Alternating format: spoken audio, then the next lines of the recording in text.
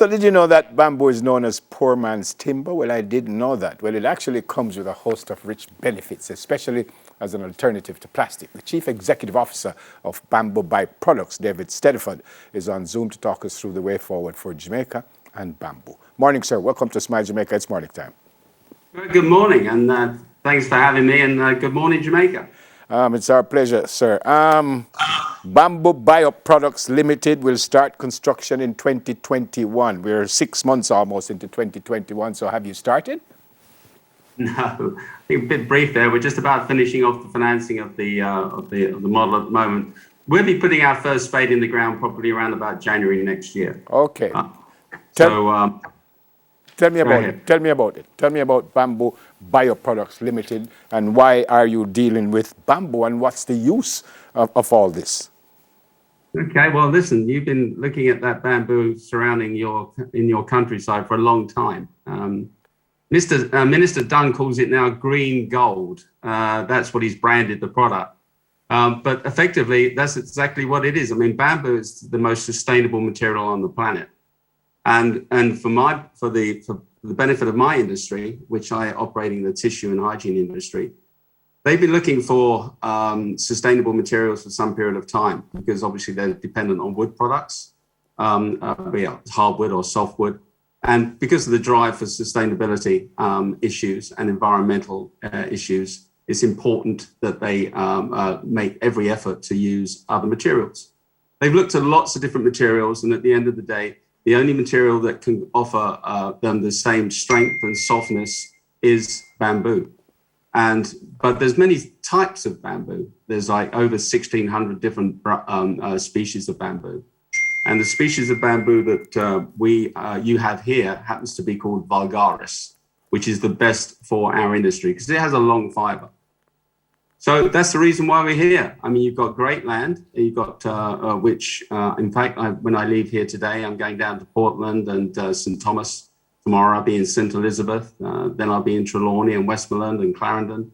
And we're looking at basically transition your Sugarlands into bamboo and then farm it and put it through a state-of-the-art factory, which we're building in Frome to produce 250,000 tons of pulp. To put that into, give you an idea, that's about 10,000 40-foot containers. And to do that, we need about 1 million tons of bamboo, green bamboo. So it's a big project. We'll be employing a lot of people. It's a very sustainable project because it's a sustainable industry. I mean, the tissue industry, as you guys know, when the pandemic came, what left the shelves? If it didn't leave first, it left second. So we're in a fashion business. We're not looking at a business which is going to be here today and gone tomorrow. This is, once it's here, it'll develop, it'll only get bigger. And I guess ultimately we will look to produce consumer products here as well as probably a phase 2 or phase 3 stage. Yep. Why the Sugarlands, and how do you prepare that land for bamboo? You know, we're only taking one grass and replacing it with another grass. It's not really that different. Now we've got to nurture the land, and we will be doing, making a lot of effort to make sure the land is prepared quickly, because when we harvest the bamboo, we don't uproot it. We will harvest it. So once the bamboo is in the ground and we plant it, our first harvest will be, depending on the quality of the land, wherever we are, our first harvest will be in about 3 years. Then we harvest it, and then we'll harvest it again every, say, 12 to 18 months. You need to keep that bamboo in the ground because bamboo is like a carbon sink. It takes the carbon out of the atmosphere. So the worst thing you want to do is to uproot it because it's very important to your biodiversity. Mm-hmm. You said Frome. It says you're going to build something in Frome, but you also mentioned a number of other areas in Jamaica. So Frome will be like the base? Yes. Yeah, we're going to put the factory in Frome. And then we will be sourcing bamboo from across the island.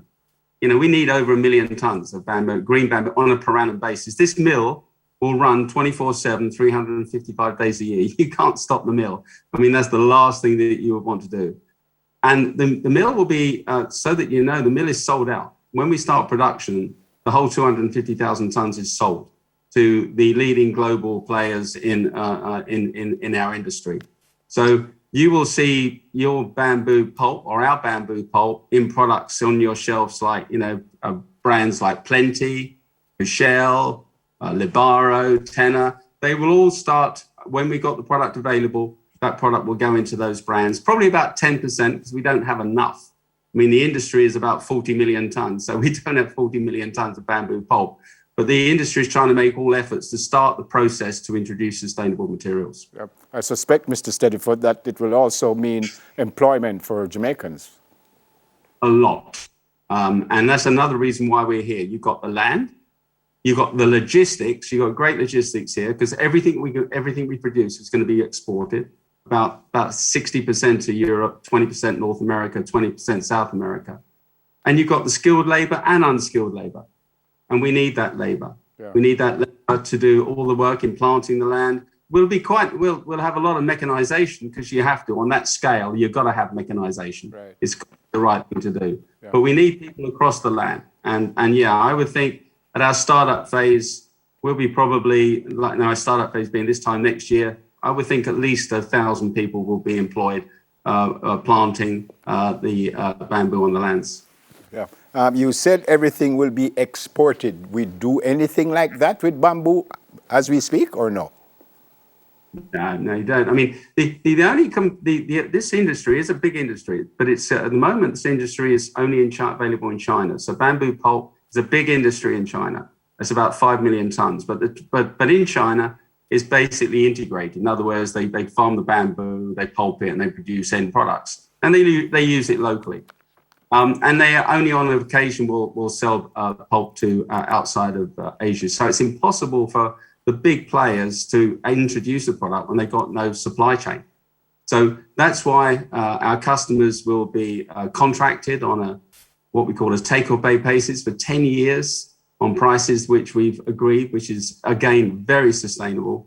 So it's a big project. There's a lot of focus on Jamaica. There's a lot of expectation, and you'll be seeing once we start building this mill, as it's the only one of its type, it'll create quite a lot of people coming over and wanting to have a look at it. That's for sure. Yep. Final question, sir. You said next January, but have you started anything yet? Is there any employment yet? Yes, we do. We've got employment. I've got colleagues downstairs at the moment who will be working on the supply chain. Supply chain is the critical edge here.